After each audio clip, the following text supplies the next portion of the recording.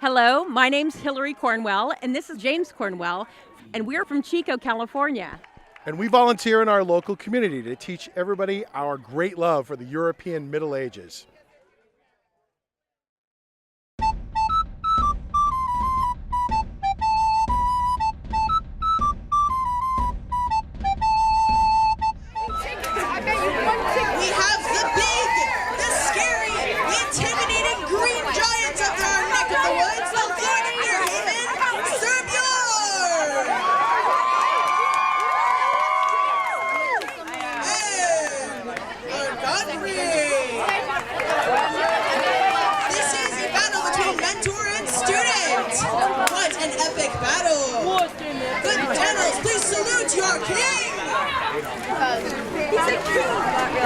And the gallery, who adores you so!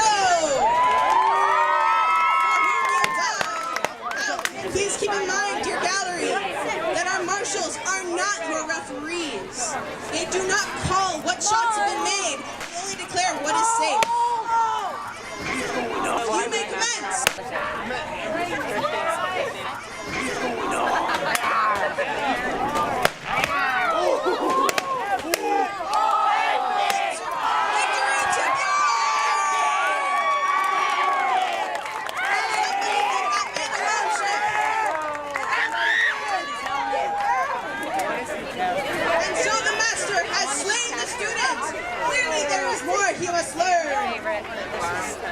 About 23 years ago, Hilarie and I started working with the local 7th grades to help enrich the curriculum for teaching kids about the European Middle Ages. And it's just been a terrific fit. We've gotten invited back every year, and we've helped design some of their curriculum. But I think what we bring to the classroom is more than our costumes and more than our artifacts. So that's what's going on. But eventually, we're going to teach you how to fight.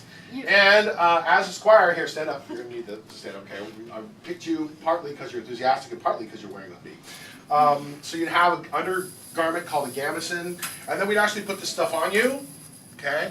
So can I have somebody hand me that helmet over there, please? Okay. Yes. All right. Oh, wow. So here, look out now. You should be standing up really straight. Okay. There you go. So this is gonna go on your head like so. Thank you so much. Okay.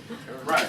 So now this is my rig that I wear on my head while I'm doing medieval reenactment combat. It's about 29 pounds. Oh my gosh. Yeah, right. Straight, so there you. Whoops. Hey, you gotta get that chin strap out of the way. Okay, there we go. Okay.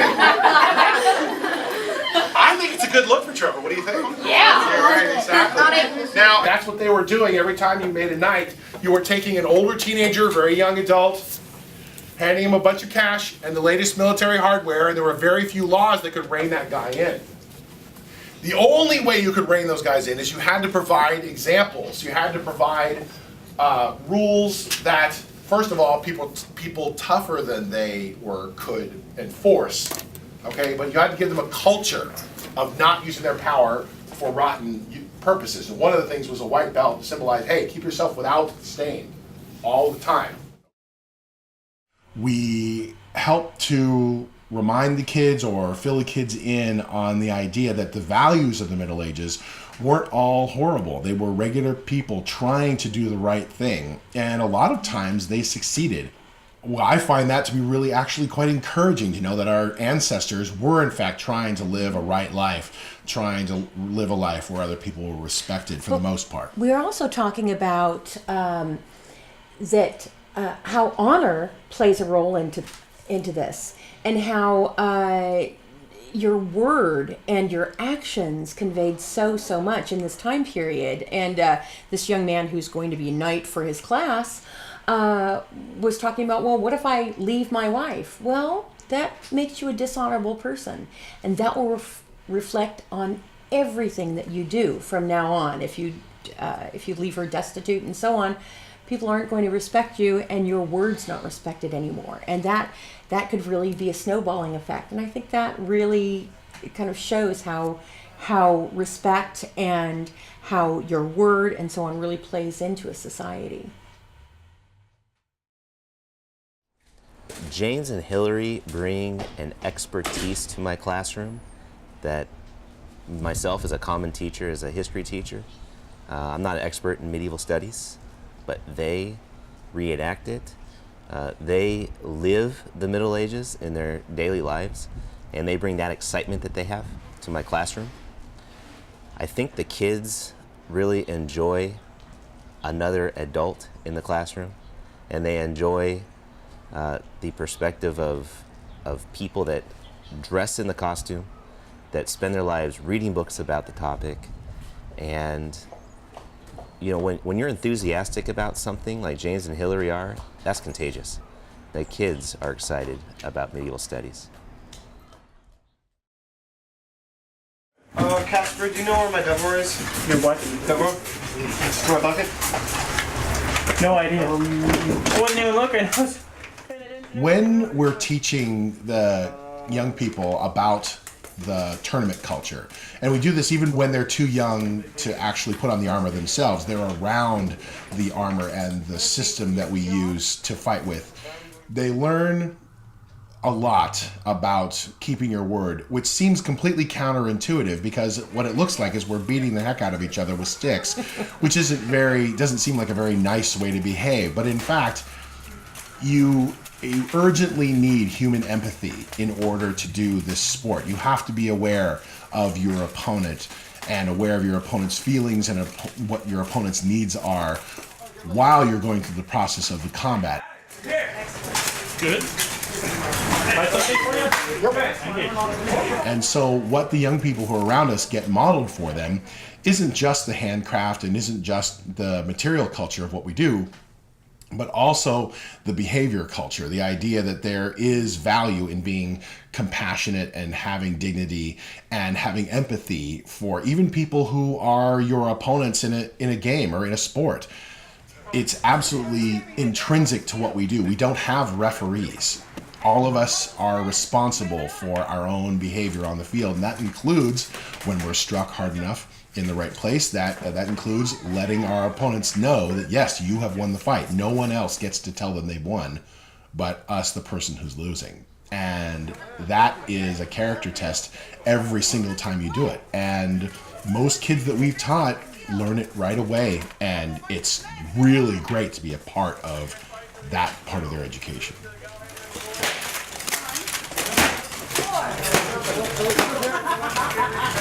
Are you comfortable?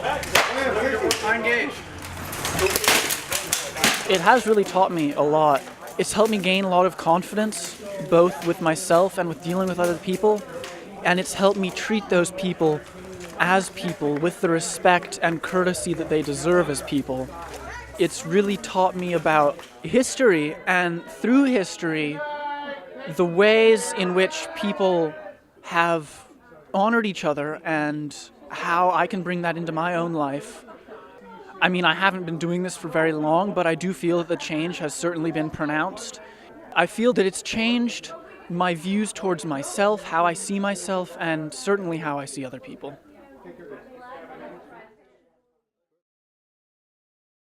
So Bjorn and Mistress Hilarie have sort of, they've been a light in our lives for a little while, and they've sort of passed the torch to us from time to time, and we've been able to, spread that light to others. And they are very generous people. Sir Bjorn is a knight, and knights, they go by the code of chivalry, and so they're sworn to help people. The white belt they wear is for innocence. They help people a lot. They defend the innocent. They protect the weak, and they do whatever they can to make lives better. And that's what Sir Bjorn and Mistress Hilarie do. They do that very well. It really tends to rub off their generosity. They are very, very kind people, and we thank them a lot because they have given us such great opportunities, and we really, really do enjoy them. And they kind of just make us happier.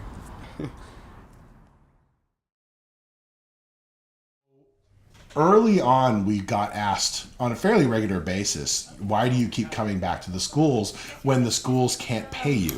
Why, when the Black Plague was going through in Venice, they had the masks Yes. and they had the beak on the front. Yes, Why was yes. it They like stuffed. Why they stuffed herbs in them, right? Because at that time they believed that the plague was caused by what they called miasma, stuff in the air, bad air actually. So if you breathed through this mask that had these herbs in it, would purify the air. Honestly, I do the presentations for free because I love it.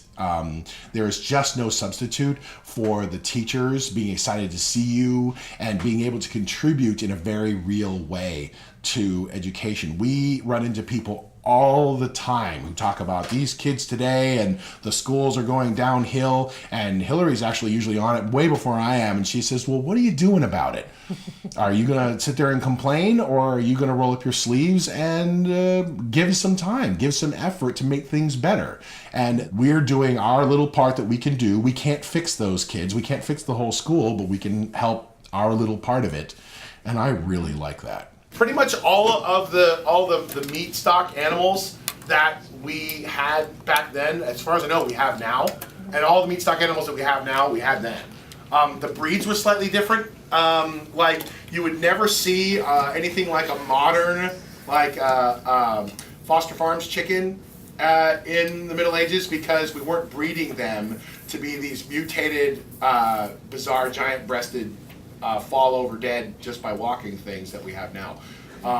So they'd be kind of scrawny. Yeah. Also cows, cows are huge nowadays. I mean, their backs are this big sometimes. The cows in the Middle Ages would be, about yay big. They're a lot smaller animals. A lot fewer generations away from the wild cow. Yeah. Doing these classroom talks, it's so wild to have somebody come up, these grown people with little kids coming up, who we went into their classroom 20 years ago. They went, I remember you, you're the middle-aged lady. And many times over the years, we've had young adults come up to us and say that we got them interested in history, that we got them, that we opened up a window where they felt that they could just fly and experience new things. And that's really, wow, how important, how wonderful is that? What a gift to be able to share that and inspire other people to find something that pleases them, to expand their world, whether it be Middle Ages or fiddling. Or bowling. Something, anything. But to know that we put something out there and people could run with the idea, ooh, I can make my life more interesting. I can study and learn something and find new and interesting things to do with my life. That's pretty exciting when that works. There is something to be said for the idea that one thing in our culture that we don't always point out is that people these days seem to need permission to be passionate about something. Yeah, and that is so foreign to our heads, but we've been each other's muse, and we've given each other approval to be really passionate about things since before we got married, and passing that along, that to say somebody, look, if you are passionate about something that's kind of unorthodox, that's okay, as long as everybody's having a good time and you're meeting your other responsibilities, then yes, you should pursue whatever it is that really makes your heart sing.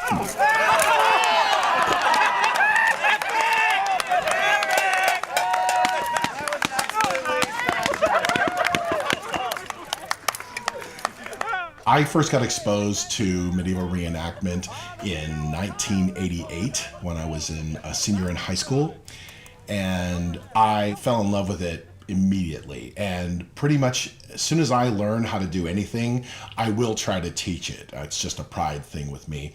And the two of us met at one of the medieval reenactment events, and she was already doing demonstrations at local schools, and so it was a very natural fit for us to just reach out to the public and share what we love to do. I've fallen madly in love with the Middle Ages. I've always seen myself as an artist. My mom gave me my first set of brushes when I was 5. And so, painting and sculpting and so on have always been such a passion for me. And then I married a man in the Middle Ages, and that became more of my focus, medieval art.